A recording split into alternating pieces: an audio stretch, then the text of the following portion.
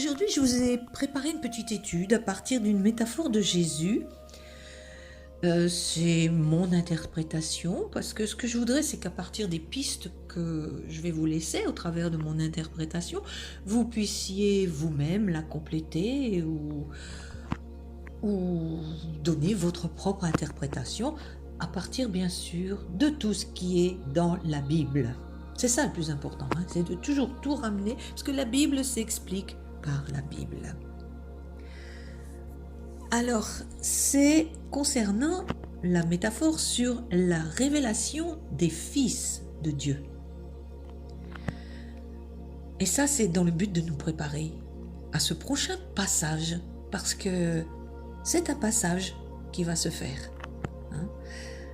Et cette préparation se fait principalement au travers de la sanctification, bien sûr, c'est-à-dire d'être mis à part du péché, mis à part de tout ce qui est souillure dans le monde, ne pas participer à l'iniquité de ce monde et ne pas non plus la cautionner.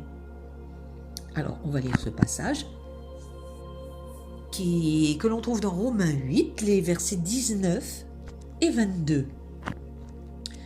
Alors, je lis. Aussi, la création attend-elle avec un ardent désir la révélation des fils de Dieu. Ça, c'est le verset 19. Et le verset 22 qui nous dit « Nous savons que, jusqu'à ce jour, la création tout entière soupire et souffre les douleurs de l'enfantement. Nous sommes conscients qu'actuellement, la terre entière vit une accélération de ces douleurs de l'enfantement. » Je pense que vous êtes d'accord avec moi. Et il est bien écrit que c'est la création tout entière qui attend, qui soupire et souffre les douleurs de l'enfantement et qui attend donc la révélation des fils de Dieu. Alors maintenant, suivez-moi bien, puisqu'il est parlé des douleurs de l'enfantement, comme on vient de le lire. Cela nous indique bien qu'il va y avoir une naissance, la naissance des fils de Dieu. Et cette naissance, pour moi, elle correspond à l'enlèvement de l'Église épouse. Pas de toute l'Église, de la partie fidèle qui obéit à Dieu, c'est-à-dire les vierges sages, qui est l'épouse. Et sachant que Jésus n'utilise jamais une image au hasard, on va donc partir de cette image d'une naissance que l'on connaît dans ce monde physique, qui se passe lors d'un accouchement. Et on va partir de ce que l'on connaît pour essayer de saisir ce que le Seigneur veut que nous comprenions derrière cette image si merveilleuse qui nous concerne. Alors, que peut-on constater à un accouchement ? Eh bien, premièrement, pour le bébé lui-même, l'accouchement, il est à considérer comme le passage d'un monde à un autre monde. Pendant ces 9 mois de gestation dans le ventre de la mère, le bébé, il est dans l'utérus de la maman, qu'on peut considérer comme un monde différent du nôtre, puisqu'il baigne dans un liquide appelé liquide amniotique. Et ce n'est qu'à la toute dernière contraction qu'il va sortir de cette matrice qu'est l'utérus, c'est-à-dire qu'il va quitter ce milieu aquatique pour entrer dans notre monde aérien, c'est-à-dire dans la nouvelle dimension où c'est l'air qui devient son milieu ambiant et non plus un milieu liquide. Alors, il faut reconnaître que pour le fœtus, c'est un changement radical. Enfin, il n'est plus fœtus, là il est bébé puisqu'il est arrivé à maturité, n'est-ce pas? Donc il faut qu'il sorte de son milieu aquatique, sinon il va mourir. Voilà pourquoi donc il y a ce temps de contraction qui est là pour expulser le bébé de son milieu ambiant tout le temps de la gestation. Et il n'est plus question de revenir en arrière une fois qu'il est expulsé. Tout va changer pour lui. Alors, ça c'est un premier point qu'on vient de développer. au niveau de la naissance telle qu'on la connaît dans ce monde. Maintenant, venons-en à la naissance des fils de l'homme. Là, on entre dans le domaine spirituel. Pour nous, l'enlèvement, qui correspond donc à la naissance des fils de Dieu, c'est-à-dire à la sortie du bébé, et ça va provoquer la même chose que pour un bébé. C'est-à-dire que nous allons quitter ce monde terrestre pour passer dans un autre monde, le monde céleste. En effet, la Bible nous dit bien que nous allons être transformés en un instant, en un clin d'œil, c'est-à-dire transformés dans un corps glorieux, le même corps que Christ a eu après sa résurrection, un corps rendu immortel et rendu incorruptible. C'est ce que nous dit la parole. Et seulement à ce moment-là, après la transformation en un instant, en un clin d'œil, nous allons monter à la rencontre du Christ. Donc voilà le parallèle. On peut aussi faire un parallèle avec le fait que tout ce qui se passe en ce moment ne fait que nous, c'est comme les contractions, mais c'est pas physique. Mais toutes ces lois qui sont en train de se mettre en place, depuis quelques années bien sûr, mais qui font qu'il y a des pressions de plus en plus sur nous, des pressions au niveau de nos valeurs morales, puisqu'on en est à accepter l'homosexualité, à accepter le transgenre, à l'adoption de bébés par des homosexuels, enfin bref, tout ça va à l'encontre de nos valeurs morales bibliques.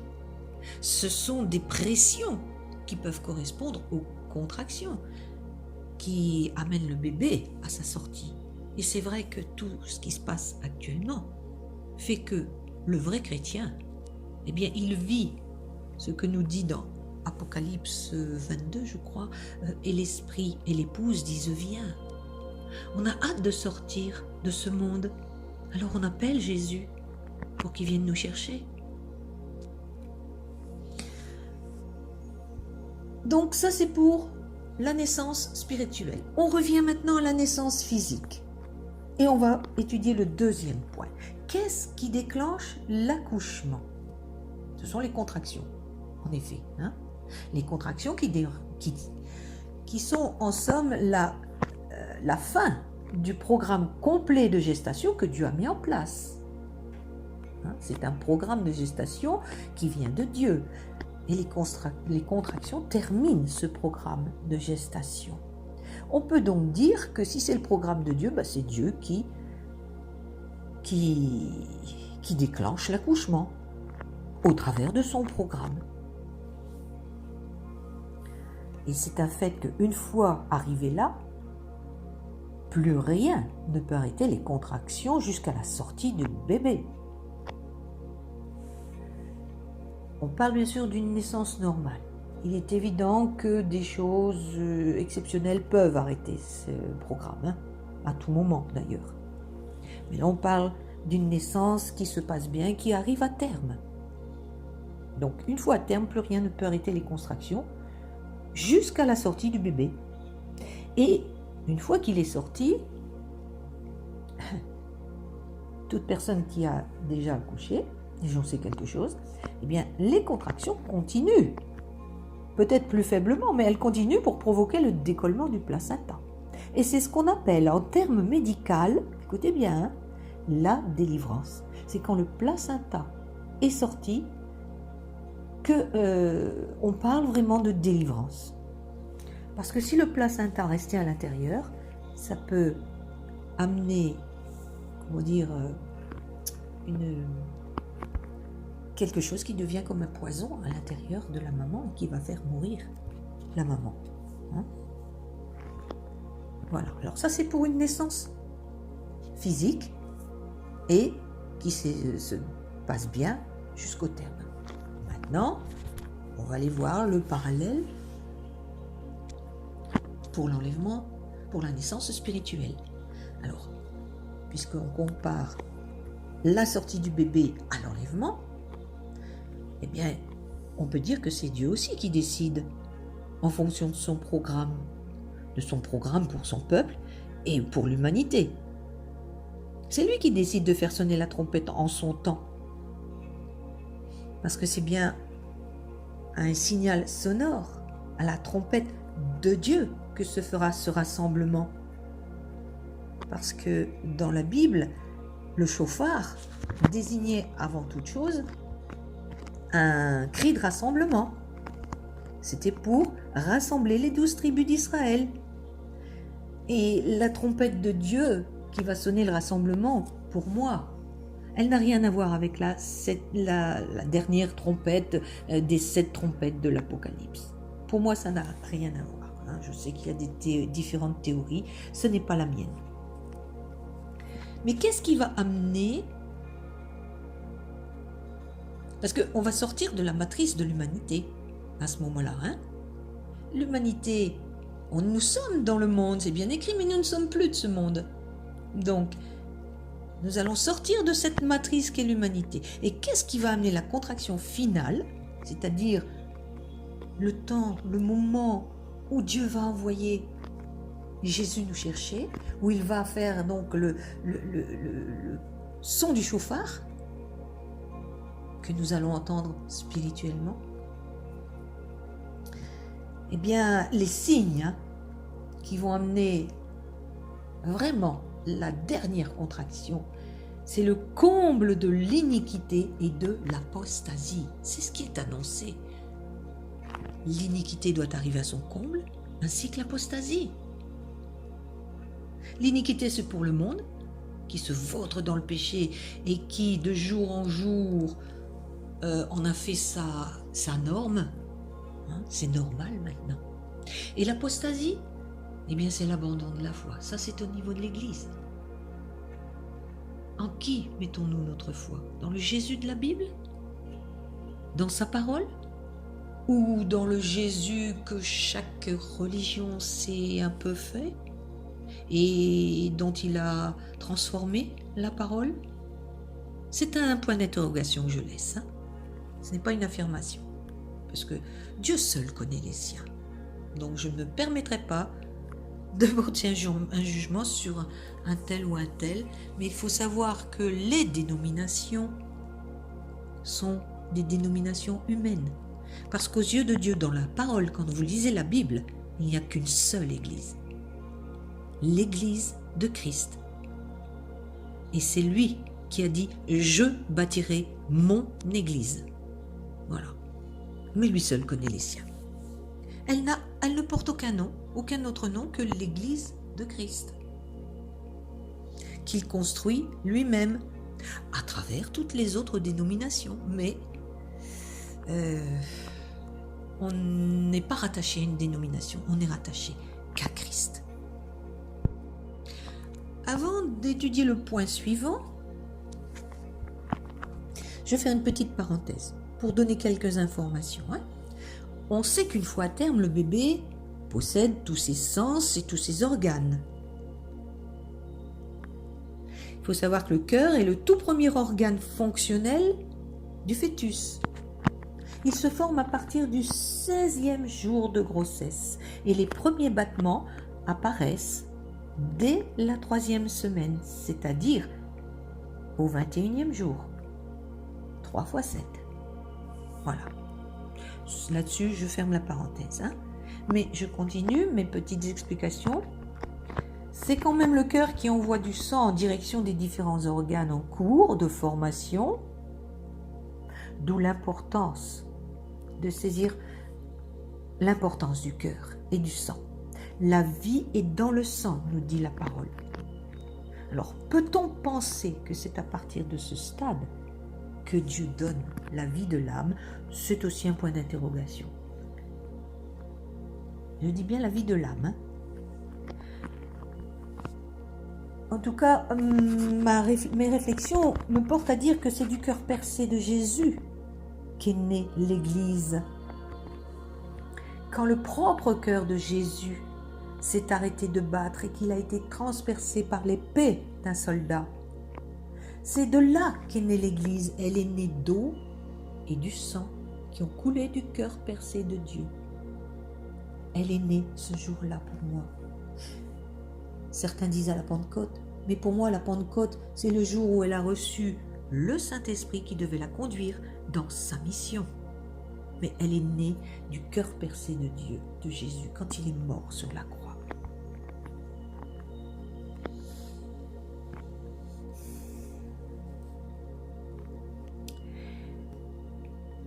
Il dit aussi que c'est dans notre cœur qu'il vient habiter, qu'il vient nous donner sa vie, une vie nouvelle. Donc, j'insiste là, c'est pour vous montrer l'importance du cœur. Mais maintenant, on va revenir à notre fœtus. Le fœtus, tout le temps qu'il est dans l'utérus de la maman, il a des yeux, mais il ne voit pas avec ses yeux. Il a des oreilles, mais il n'entend pas comme nous entendons aujourd'hui. Il a une bouche, mais il ne mange pas par cette bouche. Tout le temps qu'il est dans le ventre de la maman, il est nourri par le placenta. Du cordon ombilical vers le placenta, pas par la bouche, d'accord? En plus, il est dans un espace très restreint, où il peut à peine bouger, on est d'accord? Il est un peu comme dans une prison. Mais quand il sort, il va respirer pour la première fois, alors qu'il a des poumons, mais il ne respire pas avec ses poumons tant qu'il est dans le ventre de la maman. C'est le sang qui transporte l'oxygène à tous les organes, bien sûr. Donc, c'est à la sortie qu'il va respirer pour la première fois, parce qu'il va entrer dans sa nouvelle dimension, la dimension aérienne, je dirais, la dimension de l'air, où nous sommes, nous, actuellement, bien sûr. Il quitte, comme je l'ai dit, un milieu aquatique. Et c'est à la sortie qu'il va donc commencer à manger par la bouche, à voir de ses yeux, à entendre de ses oreilles, tel que nous mangeons, tel que nous voyons, tel que nous entendons. Et il va apprendre à connaître sa famille, son nouvel environnement, et à se déplacer dans tous les espaces qu'il voudra, dès qu'il pourra marcher, bien sûr, mais il commence par ramper. Donc il va pouvoir se déplacer, alors que, comme on l'a dit juste avant, dans l'utérus, il est dans un espace restreint où il ne peut que remuer, on va dire, et non pas se déplacer. On va développer tout ça. Et on revient à la naissance. On pourrait étudier le point numéro 3, que je viens de développer en partie là. Ses yeux et ses oreilles vont commencer à voir et à entendre tout ce qu'ils ne faisaient que ressentir auparavant, y compris ses parents qu'ils percevaient tout à fait différemment dans le ventre de la mère. Ok ? Alors passons maintenant au stade spirituel, à la naissance spirituelle. Si on fait le parallèle, eh bien, nos yeux et nos oreilles spirituelles vont s'ouvrir. Parce qu'actuellement, nous voyons différemment du fœtus. Mais ce que nous voyons, c'est encore très limité. Alors que ce qui nous attend, c'est d'avoir une vision spirituelle, d'entendre spirituellement. Et tout ça va s'ouvrir et nous allons voir pleinement ce que nous saisissions avant par la foi. La foi, c'est de croire en ce qu'on ne voit pas. Eh bien, là, à la naissance spirituelle, à l'enlèvement, nous allons saisir tout ça.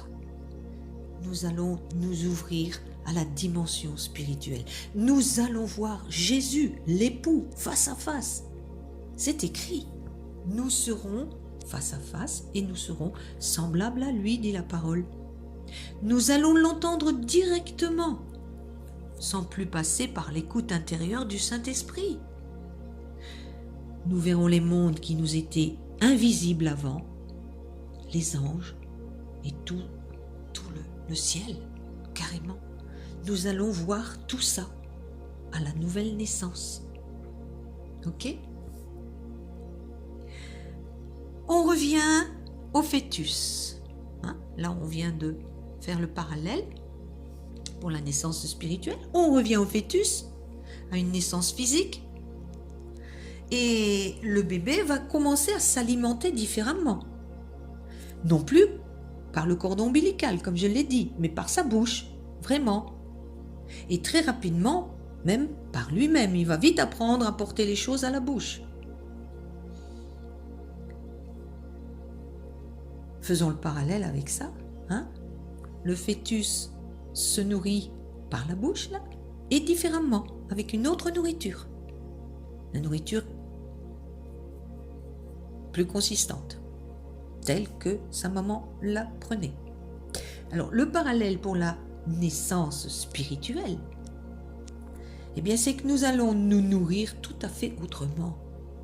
Et principalement, d'après vous, par quoi ? Eh bien, par l'arbre de vie. Cet arbre qui est dans le ciel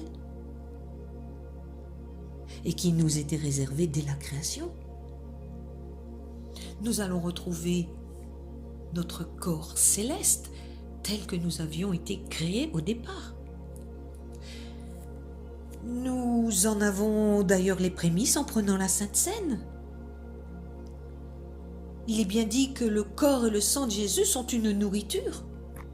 Donc, nous allons être rebranchés à l'arbre de vie. Je ne peux pas vous le décrire, je ne le vois pas comme un arbre, mais nous allons avoir une nourriture différente, un corps différent.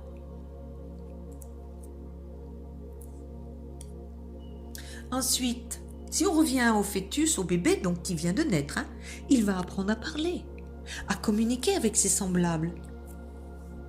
Eh bien, pour nous, je pense que ce sera pareil.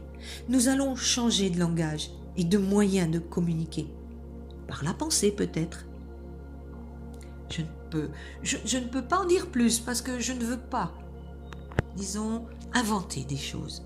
Mais je veux que vous puissiez entrer dans une réflexion pour vous emmener déjà un peu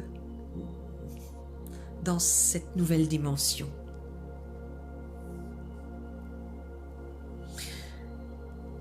Alors, on arrive au 6e point, on revient à notre nouveau-né. Le bébé, il va pouvoir se déplacer dans un espace de plus en plus élargi, dès qu'il aura bien sûr la maîtrise complète de son corps. Et il va se déplacer tout seul, après bien sûr un certain âge, un certain temps. Et spirituellement, la naissance spirituelle, eh bien nous allons nous aussi nous déplacer tout autrement. Comme l'a fait Jésus. Il est revenu sur terre. Il est remonté au ciel. Et il va y revenir dans son corps glorieux. Eh bien, nous allons nous déplacer tout à fait autrement dans un corps glorieux, qui sera un corps céleste, soit à la vitesse de la lumière ou à la vitesse de la pensée. Là aussi, il y a un point d'interrogation. Mais nous allons pouvoir nous déplacer dans toute la création céleste de Dieu et même revenir sur la terre, comme lui l'a fait quand il est revenu. Pendant 40 jours, il a passé 40 jours avec ses disciples, mais il traversait les portes, il traversait les murs. C'est ce qui nous attend, puisque nous serons à son image. Nous sommes son corps. Donc ce qu'il a fait, nous allons pouvoir le faire. Nous allons pouvoir revenir sur la terre, traverser les murs, traverser les portes, comme quand il est revenu visiter ses disciples après sa résurrection. Peut-être qu'il nous faudra également un certain délai d'adaptation. Un temps de préparation à tout ça, un temps d'adaptation plutôt. Mais c'est ce qui nous attend. On revient à notre bébé qui vient de naître dans ce monde ici. Et on arrive à notre 7e point. Ce bébé, il va s'ouvrir à un niveau de conscience totalement différent. de ce qu'il vivait dans la matrice, dans l'utérus de la maman. Il va apprendre à penser par lui-même. Il va réveiller tous ses sens. Eh bien, la naissance spirituelle, pour nous aussi, eh bien, nous allons avoir un niveau de conscience totalement différent. Mais alors totalement. Et surtout beaucoup plus élevé. Puisque nous allons avoir un corps céleste, un corps glorieux, notre conscience va avoir un niveau tellement supérieur que même la différence d'âge ou d'époque va être annulée. Parce que dites-vous bien que nous allons être en présence de tous ceux qui sont ressuscités et qui depuis 2000 ans constituent le corps de Christ. C'est-à-dire que nous allons pouvoir rencontrer tous les apôtres, tous les disciples, tous ceux qui sont ressuscités. Mais nous allons nous comprendre. C'est évident. Nous n'allons pas voir différentes époques, non. Là, au ciel, une fois l'enlèvement, bien tous, nous allons avoir une même pensée, un même esprit, une même âme. Là aussi, je n'irai pas plus loin pour donner la description, mais réfléchissez, méditez là-dessus. Méditez à partir des éléments que vous avez dans la parole.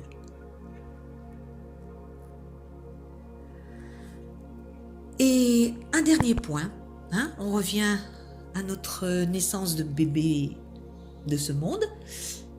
Le dernier point, il y en aurait d'autres, mais je vous en donne un dernier que j'ai moi-même donc médité. Une fois que le bébé est né, il n'a plus aucun souvenir de ses 9 mois dans le ventre de la mère. Sinon, on pourrait se souvenir de ce qui est... On pourrait, disons, en avoir des visions. Non, on n'a plus aucun souvenir. Ce sont nos parents qui vont nous raconter comment eux ont vécu notre gestation. Eh bien, si on fait le parallèle avec la naissance spirituelle, notre enlèvement, notre transformation dans un corps glorieux, eh bien ce sera pareil pour nous. Nous ne nous souviendrons plus de ce que nous avons été, ni de ce que nous avons vécu ici-bas. Mais nous saurons qu'il y a eu quelque chose avant.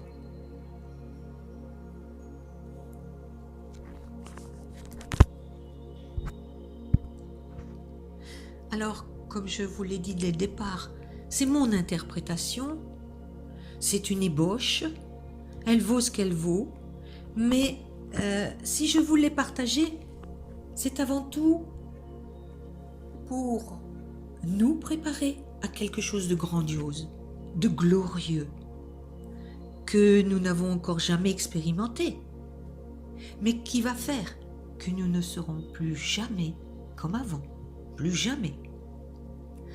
Alors, comme je l'ai dit aussi au début, je parle de ce qui attend l'Église enlevée, l'épouse, pas de ceux qui resteront parce qu'elles n'étaient pas prêtes, les vierges folles, je ne parle pas de ceux qui reviendront à la vie dans le même corps après la bataille d'Armageddon et la victoire du Seigneur. Il est écrit dans l'Apocalypse qu'ils reviendront à la vie et ils régneront avec Christ pendant le millénium. Alors c'est vrai. Ce sont certainement ceux qui auront cru en Christ pendant la grande tribulation, mais qui ne pouvaient plus faire partie de l'enlèvement.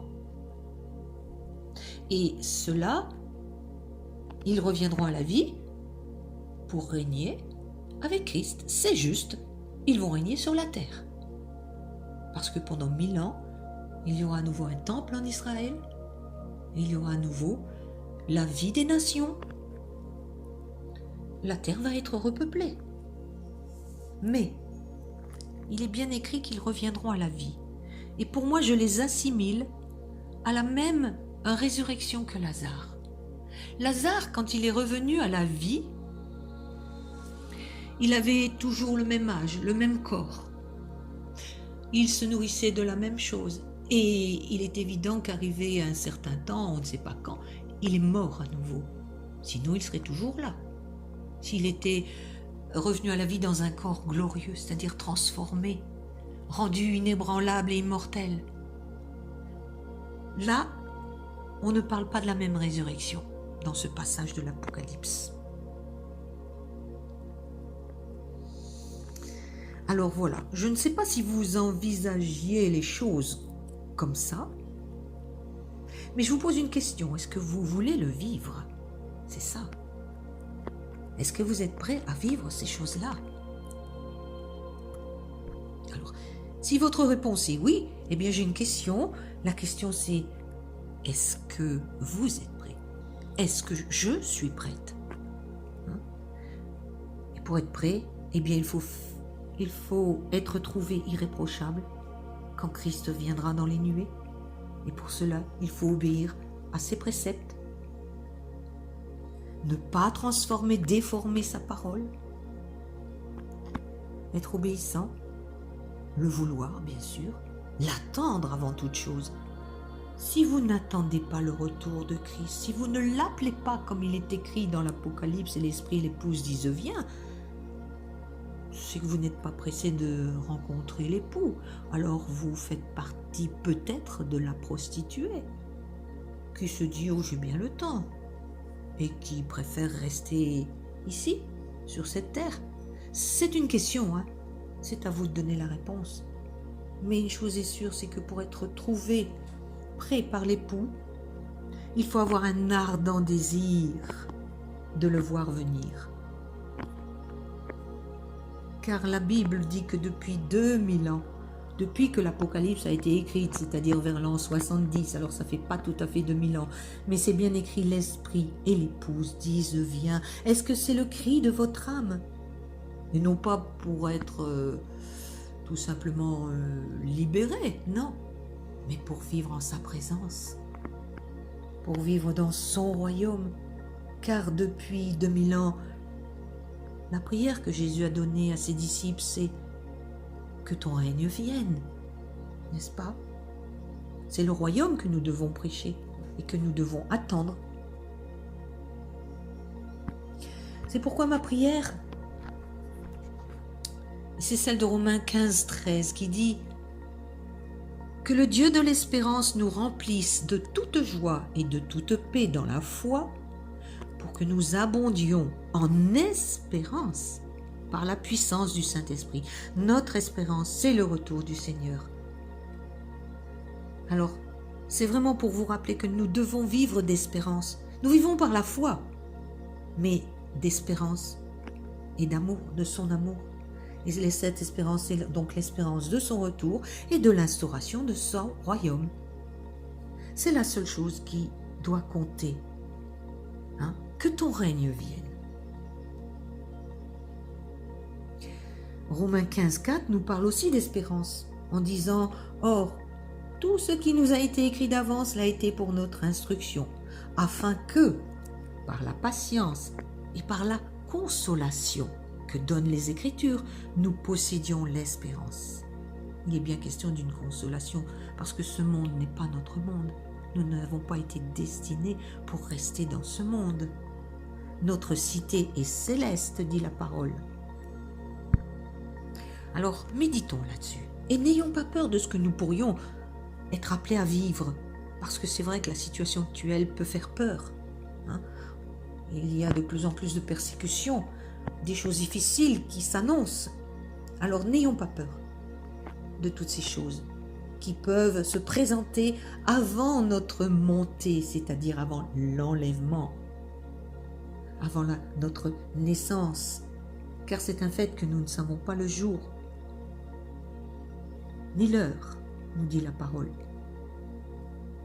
Mais ce qui est sûr, c'est que notre Dieu nous gardera, comme il a gardé son peuple hébreu en Égypte, alors que les plaies s'abattaient sur les Égyptiens, et qu'ils ont pu sortir quand même, sans aucun dommage, sortir pour rejoindre le pays promis.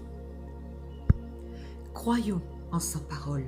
Ça aussi, ça fait partie de la foi que Dieu veut trouver, que Jésus veut trouver à son retour.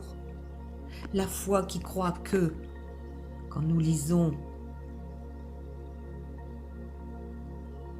Apocalypse, je vous laisse le chercher, non, c'est pas dans l'Apocalypse, excusez-moi.